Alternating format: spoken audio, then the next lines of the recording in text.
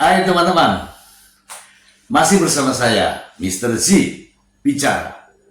Tentu saja bicara tentang kebenaran berdasarkan fakta, data, dan realita. Teman-teman, rame di berbagai media bahwa ada berita nih, Doktif menolak uang damai sebesar awalnya 5 miliar, kemudian naik menjadi 50 miliar. Lah, ini kasus apa? Kalau berbicara undang-undang konsumen, Doktif hanya mewakili konsumen, katanya. Kalau undang-undang kesehatan, Doktif hanya mewakili masyarakat. Bagaimana dengan tuntutan kerugian atau ganti kerugian 5-50 miliar? Benarkah ada? Sebelumnya mari kita simak berikut ini. Untuk perdamaian Doktif tekankan lagi, meskipun sudah puluhan miliar, akhirnya sudah menuju ke Doktif. Doktif bilang tertutup, ya, tidak ada kata damai buat kalian DRL. Doktif tegaskan sekali lagi, ya, tidak ada kata damai. 50 miliar sudah angkanya sekarang menuju ke Doktif, ya. Perjuangannya luar biasa, guys. Doktif Nah, sebagaimana yang saya duga semula, ya ini adalah konsumsi publik yang dibuat untuk berbagai media. Dan memang langsung disambut oleh berbagai media nih. Adanya ganti kerugian atau denda. Inilah faktanya.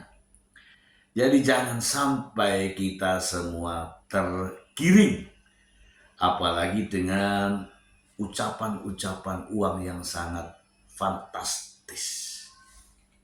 Iya kan? Mari kita bahas ya, mari kita bahas sedikit saja ya. Undang-undang konsumen.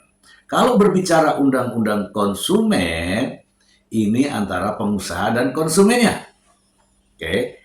Kalau antara pengusaha dan konsumennya, maka di sini kita dudukkan persoalannya. Dr. Richard Lee sebagai pengusaha. Nah, denda maksimal bagi pengusaha terkait dengan undang-undang konsumen itu hanya 2 miliar. Itu pun yang parah-parah amat. Nah, kita juga belum tentu nih, belum tahu nih ya. Dan harus dibuktikan apa pelanggarannya dalam undang-undang konsumen tersebut.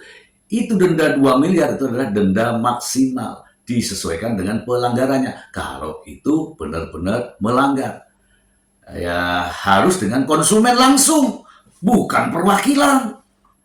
Oke. Kemudian terkait dengan undang-undang kesehatan. Jangan salah, Dr. Richard Lee sudah dikaitkan dengan Undang-Undang Perlindungan Konsumen. Artinya di sini berdiri bukan atas nama dokternya, tapi atas nama pengusaha. Kalau dikaitkan dengan Undang-Undang Kesehatan, harusnya Dr. Richard Lee bertindak dan berbuat atas nama kesehatan. Harus dibedakan di sini. Nah, melihat dari Undang-Undang Kesehatan sendiri, itu ancaman dendanya ya memang sampai 5 miliar. Tetapi harus dibuktikan bahwa ada kesalahan Dr. Richard Lee sebagai dokter yang itu mengakibatkan masyarakat secara fatal. Masalahnya sekarang, apakah Dr. Richard Lee sudah bisa dibuktikan terkait dengan kesalahan yang mengakibatkan masyarakat fatal? Ya harus ada. Nah ini teman-teman ya, karena ini sudah beredar di masyarakat, maka wajar dong kita mengulasnya, ya nggak? Jadi harus real, harus sesuai. Ini Dr. Richard Lee sebagai pengusaha atau Dr. Richard Lee sebagai dokter. Ini dua hal yang berbeda tentunya. Dan ini ya tugas berat bagi kepolisian untuk memisahkan persoalan ini. Ketika menyelidiki terkait kasus undang-undang konsumen, maka konstruksinya adalah pengusaha. Ketika undang-undang kesehatan, maka dia haruslah sebagai tenaga medis, bukan sebagai pengusaha. Itu saja dari saya, agar berita-berita yang simpang siur ini dicerna dengan baik. Terima kasih.